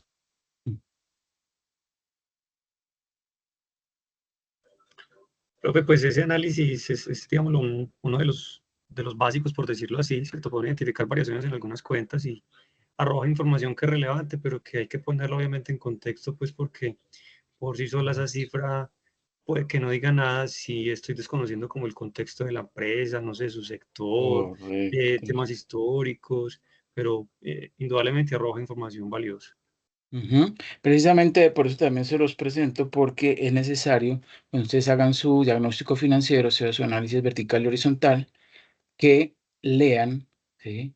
Que investiguen en el informe o en las notas de los estados financieros. Bueno, pero en el informe financiero está prácticamente eso, las notas, la explicación del auditor sobre las notas de los estados financieros, porque ahí siempre muestran en detalle qué fue lo que se tomó en cuenta para calcular o para determinar ese valor de esa cuenta en ese año. Y también muchas veces se señala cuál es el estatus de, no sé, las demandas que tenga la empresa, si están próximas a finalizar o si van a pensar en el futuro ampliar y hacer un aumento en la capacidad instalada o abrir nuevas plantas no sé, en Europa o aquí en América, etcétera, etcétera. Entonces, por eso es importante que ustedes lean esa información y muchas de las variaciones, ¿sí? O de los cambios que ustedes observan allí en las cuentas pueden o seguramente están atados, están relacionados con decisiones de tipo estratégico, ¿sí? Que haya tomado la empresa. Entonces, por favor, para que tengan en cuenta eso y obviamente pues hagan una lectura o mientras van haciendo la interpretación por ejemplo, análisis horizontal y vertical, pues que vayan mirando el estado, el informe financiero, para ver si pueden encontrar alguna posible causa de ese aumento, por ejemplo, que hubo en las ventas o disminución en los gastos financieros o aumento en la deuda a largo plazo, etcétera, etcétera. ¿Ok? Bueno, les mostraba entonces aquí que hay un ejemplo bien detallado sobre cómo realizar esta proyección de los estados financieros. Eso, pues igual yo les voy a compartir estas diapositivas, pero está ahí pues bastante detallado todos los aspectos que hay que tomar en cuenta y cómo se van estimando algunos indicadores eh, que van a servir luego de base para hacer otras estimaciones, incluyendo el del costo unitario, ¿no? Y también la rotación.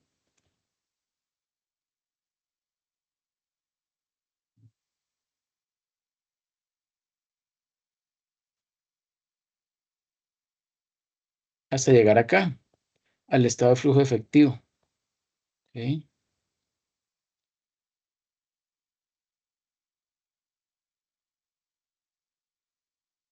Y aquí ya tenemos un ejemplo del estado de situación financiera proyectado.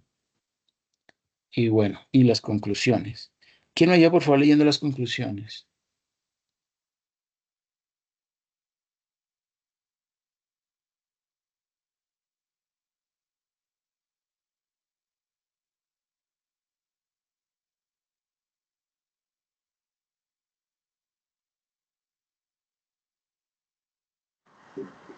Conclusiones. Primera, los indicadores financieros o ratios sirven para mostrar las relaciones que existen entre las diferentes cuentas de los estados financieros y para analizar su liquidez, solvencia, rentabilidad y eficiencia operativa. Al cumplirse la primera norma, los recursos permanentes deben cubrir los activos no corrientes. La empresa gozará de estabilidad financiera. Tercero, al cumplirse la segunda norma, recursos permanentes alcanzan a cubrir todo el activo fijo, las existencias y parte del realizable, cuentas por cobrar. La empresa no correría riesgo de interrumpir el proceso productivo ya que tendría existencias suficientes para cubrir las demandas de sus clientes. Stock de seguridad. Cuarta, al cumplirse la tercera norma, pasivo corriente es igual a realizable, cuentas por cobrar más disponible, efectivo y cuentas corrientes. Se evitará financiaciones a largo plazo.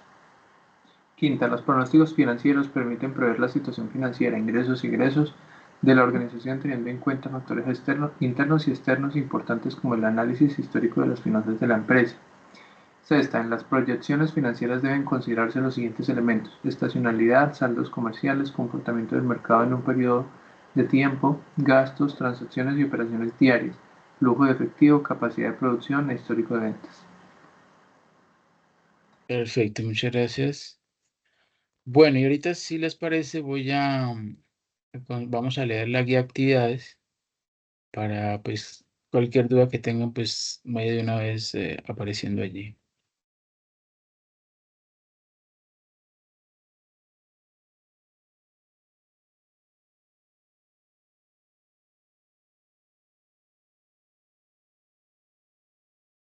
Ya les comparto pantalla.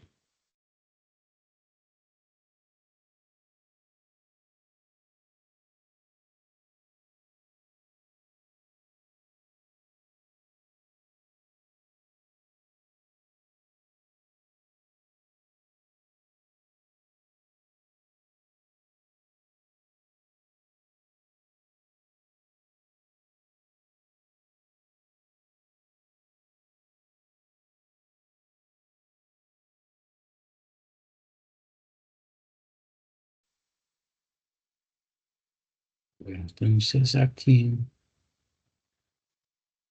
vamos a ir al entorno aprendizaje.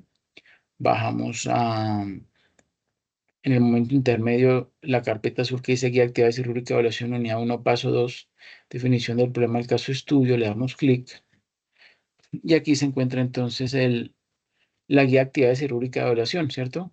Con, obviamente, los anexos, el diagnóstico financiero de apoyo, el diagnóstico financiero de la empresa Procopal, la plantilla del índice DuPont para que lo calculen, pero si pues lo quieran hacer simplemente en Excel, sin usar esa plantilla, no hay ningún problema. Y bueno, el anexo 4 dice estados financieros Nutresa, Éxito, Tesla, Netflix, alguna de esas 4 empresas es la que ustedes deben elegir en grupo para desarrollar la actividad colaborativa. Entonces vamos a darle clic aquí a esta guía de actividades que está en PDF y vemos allí que dice, bueno, la actividad empezó el 4 de septiembre, va hasta el 1 de octubre. Dice allí, trabajo independiente. Cada integrante del grupo colaborativo selecciona 2 empresas con sus respectivos estados financieros de carácter público que sean competidor directo una de las empresas propuestas en el caso de estudio. Dicha elección será en grupo para desarrollar la actividad colaborativa. O sea que en grupo deben determinar si la empresa que van a analizar es Tesla o es Netflix o es Grupo Éxito o es Grupo Nutresa.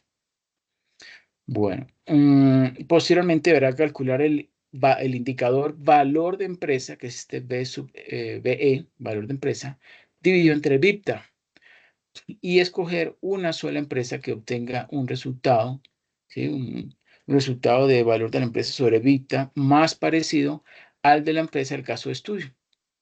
Por lo tanto, deberá calcular 3 resultados de valor de empresa sobre EBITDA. Este indicador muestra el multiplicador de valor de la compañía sobre los fondos que genera independientemente de su estructura financiera. Existen varios métodos para calcular ese valor de la empresa, siendo el método de valor contable pues el más apropiado para empresas comercializadoras que tienen elevados bienes patrimoniales y no cotizan en bolsa. Para calcularlo pues se toman los activos de la empresa, o sea, los bienes patrimoniales que tiene en ese momento, que son aportaciones de los diferentes socios, bienes muebles e inmuebles, beneficios retenidos a lo largo del tiempo de la actividad de la empresa, etc. Y a continuación se le restan los pasivos, ¿sí? Eso sería entonces el capital contable o valor contable. Realizará una búsqueda de los estados financieros básicos, identificando y analizando las cuentas que aparecen en el estado de resultados integrales, estado de situación financiera y, de ser posible, incluir el estado de flujos de efectivo y el estado de cambios en el patrimonio. Sí se puede. Segundo, realizará una búsqueda de los estados financieros básicos, identificando y analizando las cuentas que aparecen en el estado de resultados integrales, estado de situación financiera y, de ser posible, el estado de flujos de efectivo y estado de cambios en el patrimonio. Tercero, con base en los datos del estado de situación financiera y del estado de resultados integrales, cada estudiante realizará un análisis de proporciones y un análisis de tendencias, es decir, un análisis vertical y un análisis horizontal, reflejando los cálculos respectivos de proporción para análisis vertical y los cálculos de variación absoluta y relativa para análisis horizontal. Hará el cálculo de interpretación financiera individual de los siguientes 3 indicadores de eficiencia o productividad: margen neto, rotación de activos y apalancamiento financiero o multiplicador de capital. Con base en la multiplicación de esos resultados, podrá determinar las razones o causas del incremento y disminución en la eficiencia o productividad de la empresa durante los años de estudio mediante el sistema DuPont, cuya fórmula de cálculo es esa que vemos allí. Utilidad neta sobre ventas totales multiplicado por ventas totales sobre activo total multiplicado por activo total sobre patrimonio. Entonces, la utilidad neta sobre ventas totales, denominado margen neto, pues permite determinar el margen de utilidad de las ventas que cambia en cada empresa y en cada producto. Las ventas totales, activos totales, denominado rotación de activos, determina la eficiencia con que se han gestionado los activos de la empresa. Y el activo total sobre patrimonio, denominado multiplicador de capital o también denominado apalancamiento financiero, consiste en la posibilidad de financiar inversiones sin necesidad de contar con recursos propios. Cuarto, considerando los resultados de las anteriores ratios, determinará si se trata de una empresa de margen o de rotación. Para justificar su respuesta, hará un análisis en donde explique el impacto que puede tener las ventas, la utilidad neta y el nivel de endeudamiento sobre la rentabilidad financiera.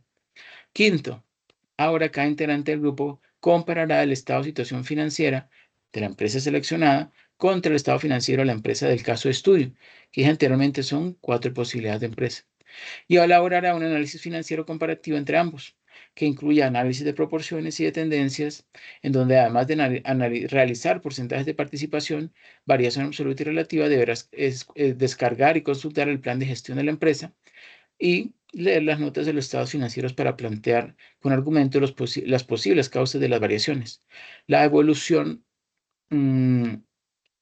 que ha presentado dichos indicadores durante los años de estudio y las consecuencias futuras que podrían presentarse como momentos de liquidez financiera, sobreendeudamiento, disminución de la rentabilidad, ineficiencia en la operación, etc. También deberá calcular e interpretar 3 razones financieras de gestión: deuda financiera sobre EBITDA, rotación de ventas, impacto de la carga financiera, ¿sí? Una razón financiera de endeudamiento del activo, pasivo total sobre activo total, y uno de calidad del endeudamiento, pues pasivo total sobre patrimonio neto, en donde además de realizar el cálculo deberá interpretar financieramente lo que representan, la evolución que han presentado, las posibles causas y las posibles consecuencias. Este análisis permite identificar cuál de las dos empresas pues es más eficiente y rentable. Y obviamente tienen que ser empresas competidores directos. Para el cuarto, como dice allí, trabajo colaborativo, tomando en consideración los estados financieros de la empresa, del caso estudio, deberá definir 4 conceptos de interés dentro de algunos estados financieros y estas cuentas, utilidades retenidas, otro resultado integral, ubicado en el estado de situación financiera, así como cobertura de flujo de efectivo, ubicado en el estado de resultados integrales, y otro resultado integral, ubicado tanto en el estado de resultados integrales como en el estado de cambios en el patrimonio. Adicionalmente darán su opinión acerca del comportamiento de dichas cuentas, su impacto en la situación financiera de la empresa, el caso de estudio y sus posibles causas. Teniendo en cuenta el concepto de conformidad financiera, el grupo colaborativo discutirá dentro del foro de discusión del paso 2 si la empresa se encuentra en equilibrio financiero, es decir, si es capaz de funcionar y crecer con estabilidad.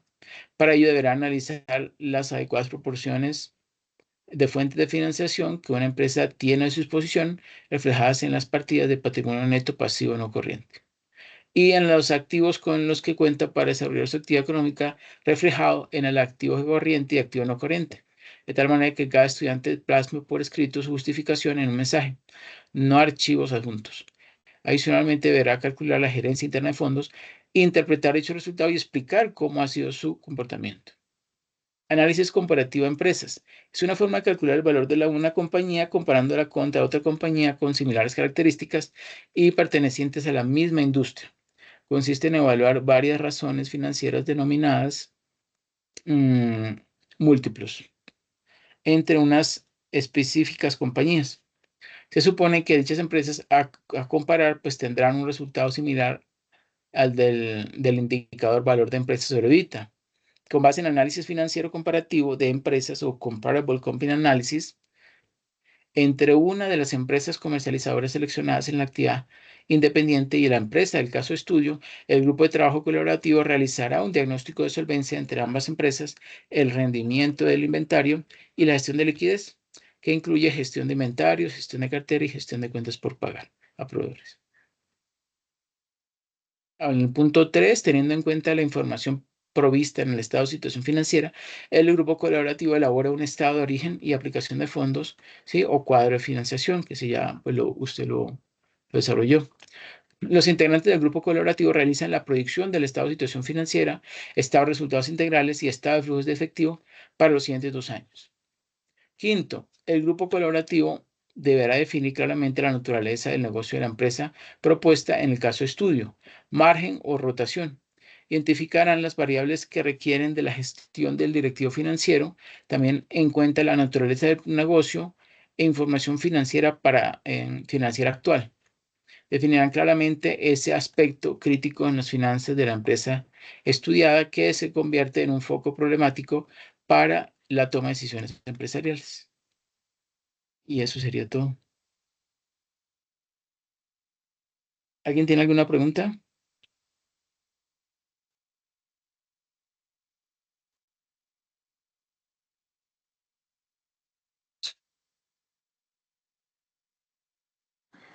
Profe, a mí me gustaría pues como preguntar cómo para el tema del trabajo pues colaborativo, el trabajo en grupo, cómo se distribuye, cómo escogemos pues porque es un trabajo bastante denso, o sea, lo que acaba de leer es bastante denso, es mucho por entregar lo que entiendo. Sí, digamos, no es algo complejo porque la verdad no es complejo. Es, digamos, un poquito extenso, pero digamos, no tiene que ser tan extenso tampoco. Con tal de que pues, desarrollan esos puntos y son muy sintéticos a la hora de interpretar, no hay ningún inconveniente. Eh, lo que sí es que necesito que se lean, ¿sí? Que se lean esos PDFs que yo les compartí, porque yo necesito de parte de ustedes una interpretación de, pues, de prácticamente de un magíster en finanzas, ¿sí? Que no se limite a hacer una descripción de la información que ya está ahí mostrada en el balance o en el estado de resultados, sino la interpretación de esas variaciones o de esas tendencias, ¿sí? Y esas proporciones de unas cuentas respecto a los totales y subtotales, lo que realmente pues va a agregar valor. Es muy importante eso. Y pues, digamos, yo lo que recomiendo es que se reúnan en grupo y decidan a ver cuál de las 4 empresas van a escoger para desarrollar la actividad colaborativa. Y todos pues por quórum, ¿no? Son 4 por grupo, pero hay uno que nunca viene, bueno, entonces se reúnen los 3. No, que hay 2, listo, entonces 2, mínimo 2. Aunque se reúnan 2, entonces ya pueden tomar las decisiones por el grupo. Y todo eso debe quedar allí reflejado, plasmado dentro del foro de discusión, ¿sí? Entonces, si ya escogieron la empresa con que van a realizar la actividad colaborativa, pues mm, y eso igualmente les va a ayudar a que cada uno también vaya desarrollando a tiempo la actividad individual. ¿Mm? Actividad individual. Eh, la empresa que ustedes seleccionen, supongamos que sea Nestlé o que sea Colombina, ustedes pueden entrar en Google a la página web de esa empresa y desde allá descargar estado de situación financiera y estado de resultados en los últimos, no sé, 6, 7, 8 años, que les va a servir pues de apoyo. No es nada del otro mundo. Ok.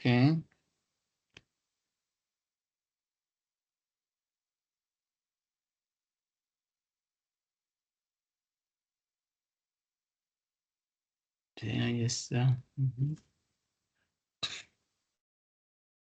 Bueno, pues no sé si necesitan que les colabore respondiendo algo adicional.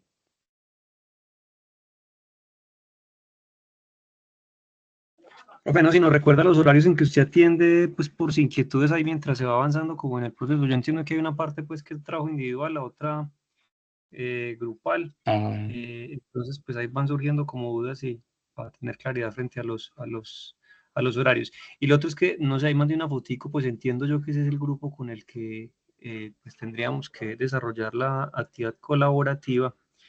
Entonces, ¿es correcto eso, profe? Estos son los que están montados ahí en la plataforma. Seríamos entonces Daniel, Juan David Molina, Juan David Galvez, perdón, Juan David Ramírez y Jorge Franco, pues mi persona. ¿Cuántos?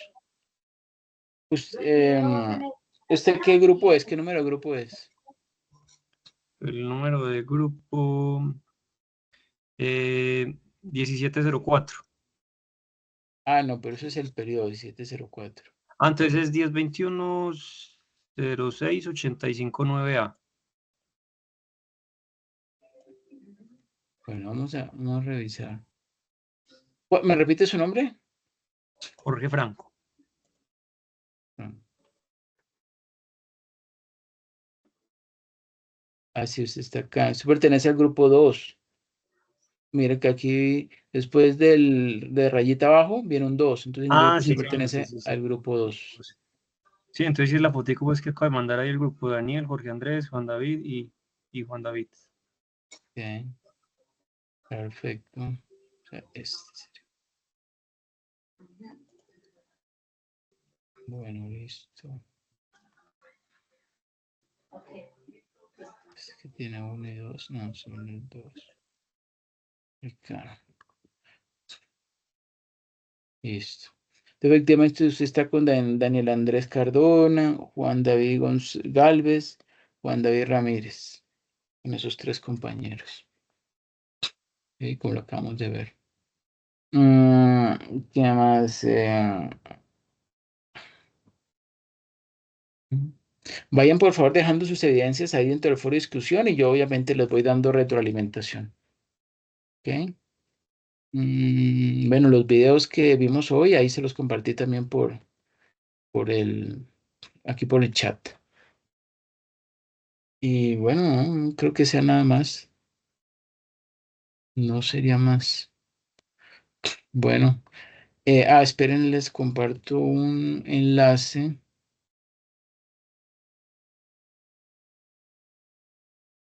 Es de evaluación cualitativa del evento.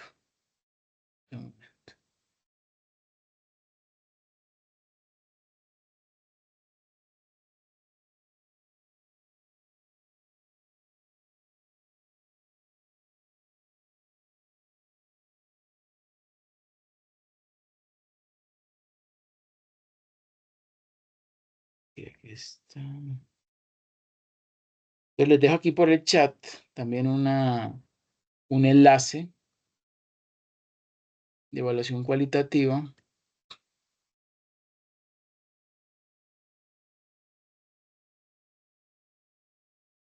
para que por favor le den clic.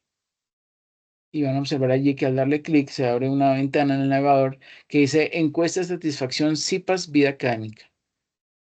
¿Sí? Listo, parece que ya se están algunos reuniendo. Excelente. Bueno, pues nada, muchísimas gracias a todas y todas por su asistencia. Que pasen una feliz noche y nos estamos viendo el lunes de la otra semana para la primera web conferencia. ¿Ok? Listo, gracias, profesor. Gracias, compañeros. Buenas noches. Ok, con muchísimo gusto. Pasen una feliz noche. ¿Qué más, Jerry? ¿Cómo le va? Ah, ya se fue.